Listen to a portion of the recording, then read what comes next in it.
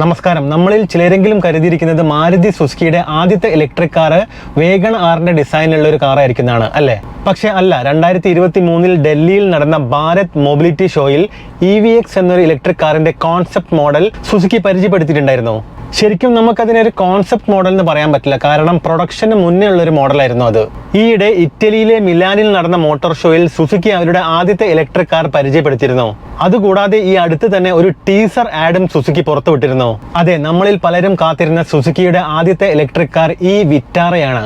ഈ വർഷം, അതായത് 2025 മാർച്ചിലാണ് ഈ വണ്ടി ഇന്ത്യയിലേക്ക് എത്തുന്നത്. ഈ വിറ്റാര മത്സരിക്കാൻ പോകുന്നത് Tata curve, MG ZS, BYD Atto 3, Mahindra BE6e, അതുപോലെ ഹ്യൂണ്ടായി ക്രെറ്റ EVയോടും ഒക്കെ ആയിരിക്കും. അത് ഇറങ്ങാൻ പോകുന്ന കാറാണ് കേട്ടോ. ഞാനിപ്പം നിങ്ങളോട് പറഞ്ഞ 5 ഇലക്ട്രിക് കാറുകളുടെയും ഡയമെൻഷൻ ആണിത്. ഇതെല്ലാം ഞാനിവിടെ പറഞ്ഞിട്ട് സമയം കളയുന്നില്ല. ആവശ്യമുള്ളവർക്ക് മാത്രം ഒന്ന് പോസ് ചെയ്തിട്ട് നോക്കാം കേട്ടോ. ഇലക്ട്രിക് വാഹനങ്ങൾക്ക് വേണ്ടി മാത്രമായി വികസിപ്പിച്ചെടുത്ത ഹാർഡ് ടെക് സ്കേറ്റ് ബോർഡ് പ്ലാറ്റ്ഫോമിലാണ് ഇവർ ഈ വണ്ടി നിർമ്മിച്ചിരിക്കുന്നത്. അതായത് സുസുക്കിയുടെ ഈ വിറ്റാര ബോൺ ഇലക്ട്രിക് ആണെന്നർത്ഥം. അത് ഞാൻ എടുത്തു പറയാൻ കാരണം മറ്റൊന്നുമല്ല കേട്ടോ. നിലവിൽ ഇറങ്ങുന്ന പല വാഹനങ്ങളും ഐസ് എഞ്ചിൻ ഇലക്ട്രിക്കിലേക്ക് കൺവേർട്ട് ചെയ്തതാണ്. സുസുക്കി ഈ പ്ലാറ്റ്ഫോം നിർമ്മിച്ചിരിക്കുന്നത് ടൊയോട്ടോയുമായുള്ള കൊളാബറേഷനിലാണ്. അതുകൊണ്ട് തന്നെ ടൊയോട്ടോയുടെ പേരിലും ഇതേ മോഡലിൽ ഒരു വണ്ടി ഈ വർഷാവസാനം ഇന്ത്യൻ റോഡുകളിൽ നമുക്ക് കാണാൻ സാധിച്ചേക്കും. ബിൽഡ് യുവർ ഡ്രീംസ്, അതായത് BYD എന്ന കമ്പനി കാറുകൾ മാത്രം നിർമ്മിക്കുന്ന ഒരു കമ്പനിയല്ല, ബാറ്ററികൾ നിർമ്മിക്കുന്ന ലോകത്തിലെ മുൻനിരയിലുള്ള ഒരു കമ്പനി കൂടിയാണെന്ന് നമുക്ക് അറിയാവുന്ന കാര്യമാണ്. BYDയുടെ സ്വന്തമായിട്ടുള്ള ടെക്നോളജിയാണ് ലിഥിയം അയൺ ഫോസ്ഫേറ്റ് ബ്ലേഡ് ബാറ്ററികൾ.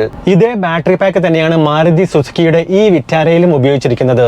ഈ BYDയുടെ ബാറ്ററികൾ പല കമ്പനികളും ഉപയോഗിക്കുന്നുണ്ടെങ്കിലും അവർ സെല്ല് മാത്രം അവിടുന്ന് ഇങ്ങോട്ട് ഇമ്പോർട്ട് ചെയ്തിട്ട് ഇവിടെ ബാറ്ററി പാക്ക് അസംബിൾ ചെയ്യാണ് ചെയ്യുന്നത്. പക്ഷെ മാരുതി സുസുക്കി ഈ വിറ്റാരയ്ക്ക് വേണ്ടി കംപ്ലീറ്റ് ബാറ്ററി പാക്ക് ആണ് BYDയിൽ നിന്നും ഇവർ ഇമ്പോർട്ട് ചെയ്യുന്നത്. 3 വേരിയന്റ് കാറുകളാണ് ഈ വിറ്റാരയ്ക്കുള്ളത്.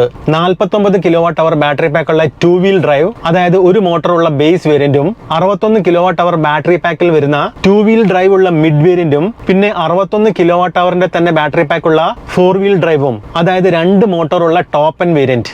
61 kWh ബാറ്ററി പാക്ക് ഉള്ള വേരിയന്റിന് 2023 പരിചയപ്പെടുത്തിയ സമയത്ത് ഇവർ പറഞ്ഞിരുന്നത് ബാറ്ററി ഒരു തവണ ഫുൾ ചാർജ് ചെയ്താൽ 500 കിലോമീറ്റർ സഞ്ചരിക്കാൻ സാധിക്കുമെന്നാണ്. പക്ഷേ ഈയിടെ ഇവർ ഇറ്റലിയിൽ പ്രൊഡക്ഷൻ മോഡൽ പരിചയപ്പെടുത്തിയ സമയത്ത് കൂടുതൽ ഡീറ്റെയിൽസ് ഒന്നും പുറത്തുവിട്ടിട്ടുണ്ടായിരുന്നില്ല. 2025 നമ്മൾ ഒരു വണ്ടി വാങ്ങിയാൽ ഏറ്റവും ചുരുങ്ങിയത് 2030 വരെയെങ്കിലും നമ്മൾ ആ വണ്ടി ഉപയോഗിക്കും അല്ലെ? അപ്പോഴേക്കും റേഞ്ച് കൂടുതലുള്ള ഒരുപാട് വണ്ടികൾ ഇറങ്ങി തുടങ്ങിയിട്ടുണ്ടാവും. അതെല്ലാം മുന്നിൽ കണ്ടുകൊണ്ട് തന്നെ ഏറ്റവും ചുരുങ്ങിയത് 500 കിലോമീറ്റർ റേഞ്ചെങ്കിലും ഉണ്ടെങ്കിലേ മാർക്കറ്റിൽ സുസുക്കി വിറ്റാരയ്ക്ക് പിടിച്ചു നിൽക്കാൻ സാധിക്കുള്ളൂ. ഇനി അങ്ങോട്ട് കോമ്പറ്റീഷൻ കൂടാനും പോവുകയാണ്. ഇനിയിപ്പം നമ്മൾ ഈ വണ്ടിയുടെ പവറിന്റെയും പെർഫോമൻസിന്റെയും കാര്യത്തിലേക്ക് വരികയാണെങ്കിൽ ബേസ് വേരിയന്റിന് 144 HP, അതായത് ഏകദേശം 107 കിലോവാട്ട് പവറും 189 ന്യൂട്ടൺ മീറ്റർ ടോർക്കും ജനറേറ്റ് ചെയ്യാൻ സാധിക്കും. മിഡ് വേരിയന്റിന് 174 HP, അതായത് ഏകദേശം 130 കിലോവാട്ട് പവറും 189 ന്യൂട്ടൺ മീറ്റർ ടോർക്കും, അതേപോലെ ടോപ്പ് എൻഡ് വേരിയന്റിന് 184 HP, അതായത് ഏകദേശം 137 കിലോവാട്ട് പവറും 300 ന്യൂട്ടൺ മീറ്റർ ടോർക്കും ജനറേറ്റ് ചെയ്യാൻ സാധിക്കും. സുസുക്കിയുടെ ഈ വിറ്റാര ഒരു ഗ്ലോബൽ മോഡൽ ആയിരിക്കും. ഇന്ത്യയിൽ ഗുജറാത്തിലുള്ള ഇവരുടെ പ്ലാന്റിലാണ് ഇത് നിർമ്മിക്കുന്നത്. പ്രൊഡക്ഷന്റെ 50% ജപ്പാനിലേക്കും യൂറോപ്യൻ രാജ്യങ്ങൾക്കും വേണ്ടിയാണ് നീക്കി വെച്ചിരിക്കുന്നത്. ബാക്കിയുള്ള 50% ഇന്ത്യക്ക് വേണ്ടിയിട്ടും. ഈയിടെ ഇറ്റലിയിൽ ഇവർ ലോഞ്ച് ചെയ്തിരിക്കുന്നത് യൂറോപ്യൻ സ്പെസിഫിക്കേഷനോട് കൂടിയാണെങ്കിലും ഇതിൽ നിന്നും മാറ്റങ്ങളൊന്നും ഇല്ലാതെയായിരിക്കും ഇന്ത്യയിലേക്ക് വരിക എന്നാണ് അറിയാൻ സാധിച്ചത്. വണ്ടിയുടെ ഇടതുവശത്ത് വീലാർച്ചിനോട് ചേർന്നാണ് ചാർജിംഗ് പോർട്ട് കൊടുത്തിരിക്കുന്നത്. അതേപോലെ തന്നെ പിന്നിലെ ഡോർ ഹാൻഡില് C പില്ലറിലാണ് കൊടുത്തിരിക്കുന്നത്. 19 ഇഞ്ചസ് അലോയ് വീലുകളിൽ വരുന്ന ഈ വിറ്റാരയുടെ ഗ്രൗണ്ട് ക്ലിയറൻസ് 180 മില്ലിമീറ്റർ ആണ്. അതേപോലെ ഗ്രാൻഡ് വിറ്റാരയെ അപേക്ഷിച്ച് ഈ വിറ്റാരയുടെ ഭാരം വളരെ കൂടുതലാണ്. ബേസ് വേരിയന്റിന് ഏകദേശം 1700 കിലോഗ്രാമിനടുത്തും മിഡ് വേരിയന്റിന് ഏകദേശം 1750 കിലോഗ്രാമിനടുത്തും ടോപ്പ് എൻഡ് വേരിയന്റിന് ഏകദേശം 1900 കിലോഗ്രാമിനടുത്തുമാണ് ഭാരം വരുന്നത്. ഈ കാറിൽ 6 എയർ ബാഗ്സ് വരുന്നുണ്ട്. 2 സ്ക്രീനുകളാണ് കൊടുത്തിട്ടുള്ളത്.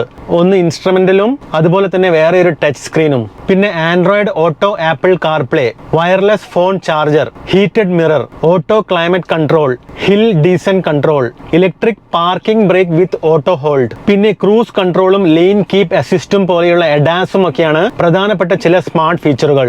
മാരുതി സുസുക്കി ഈ വിറ്റാരയുടെ ബേസ് വേരിയന്റിന്റെ വില പ്രതീക്ഷിക്കുന്നത് ഏകദേശം 18 ലക്ഷം രൂപയും മിഡ് വേരിയന്റിന്റെ വില പ്രതീക്ഷിക്കുന്നത് ഏകദേശം 23 ലക്ഷം രൂപയും അതേപോലെ ടോപ്പ് എൻഡ് വേരിയന്റിന്റെ വില പ്രതീക്ഷിക്കുന്നത് ഏകദേശം 30 ലക്ഷം രൂപയ്ക്ക് അടുത്തുമാണ്.